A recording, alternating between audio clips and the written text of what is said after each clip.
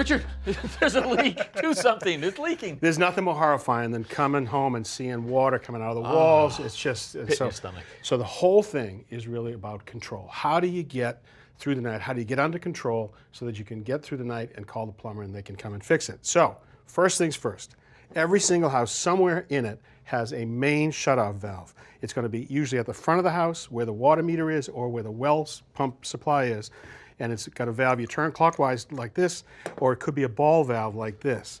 Once you do that, full stop. The house is no longer pressurized. Okay. Right. The leak should stop. Right. So then it's a question, okay, so how do I now analyze, what do I have to do to get through the night? So let's work down from the house. It could be that the emergency that you thought was the toilet was running, and it could have been that you turn off the supply right here, no more water comes in here, and you could turn the main water back on.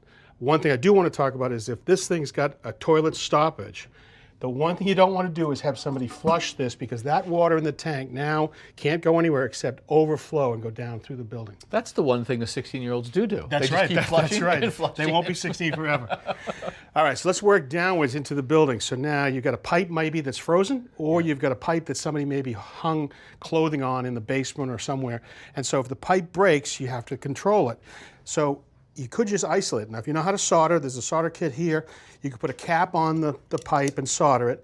The challenge for that is that the water that's in the pipes coming back won't let you solder easily. It's hard to solder. Okay? Now, in the old days, one of the things all we had was that you could actually peen over the end of the pipe, put a little bit of flux on it and try to solder that, or even to bend the pipe back on itself and then put a breeze clamp and sort of almost like tying a knot in the pipe just to get through. That's going to interrupt the leak, That's right. which is going to allow you to turn the house back on. That's right. Gotcha. Okay, then what we had were these are compression connections. Compression connections, we've used them before. So you've got a brass ring called a ferrule. You can make that, even when water's coming out, you can do that, and you tighten up with 2 wrenches and you're out of it, okay? And the last thing we always had was this, some sort of 2-part epoxy that you hoped that could do it. It never seemed to work for me. No, come on, what you really think, right? The breakthrough was these push-to-connect connections, okay? So say you have a frozen split like this.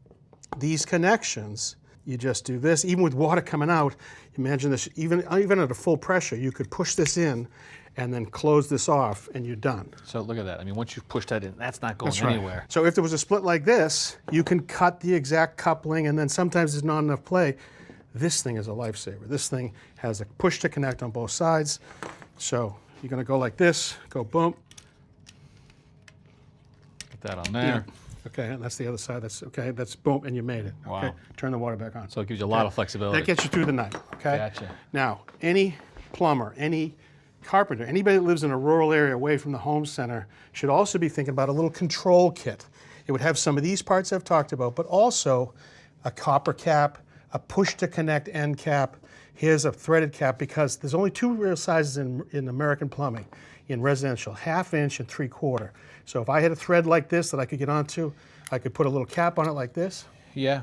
I mean, you don't even need to be that far from a home center. If this happens at 10 o'clock at night, Right. nobody's open. That's right. This is literally going to get you through the night. It's just about control. Right. Okay? There's plugs like this. Say you had a little, and I want to caution, if you smell gas, get out of the house. But if there was a little leak on a gas supply valve, you could put a plug in here just to get through the night right there. So upstairs could be the toilet. Yeah. Throughout the house, it could be the pipes anywhere. Yeah, and if a water heater, someday a water heater is going to leak, and it'll get your attention. So it could come from the drain at the bottom. So the drain at the bottom. That one right down There's a there. washer in here. Sometimes all you got to do is just get out of it, just put a little hose cap, the same garden hose cap that you do it, okay? If you have a water heater that's leaking, there's always a shutoff valve on the cold water inlet to the water heater. Turn it like this, turn it off, okay? Now, it still means that it's under pressure. You want to make sure you turn off the gas supply Right. or the electrical supply if it's electric. Under pressure because it's full and it's Correct. got the weight of the water. And the last thing I want to call out about this is every one of these water heaters has a really important valve called a temperature and pressure relief valve, like right here. Here's the overflow. If you see water coming out through here, the number one thing you don't do. Because that's doing what it's doing its designed job. to It's do. doing its right? job. It's relieving supposed on to pressure. And so I've heard about people taking that out and putting a plug in there so they don't have the water leaking out anymore, and it turns this into a bomb. Yeah. It turns it into a bomb. Because now you've got nowhere for the pressure to Then go. you got a real emergency. Then you got a real emergency. And if these don't work, you can always actually just take these and call me in the morning. This Call me in is the what morning. you're leaving me with. Yeah. Bye. Whose are these? These aren't yours. Come on. They're definitely not Tommy's. I thought I'd be taller. Slimmer.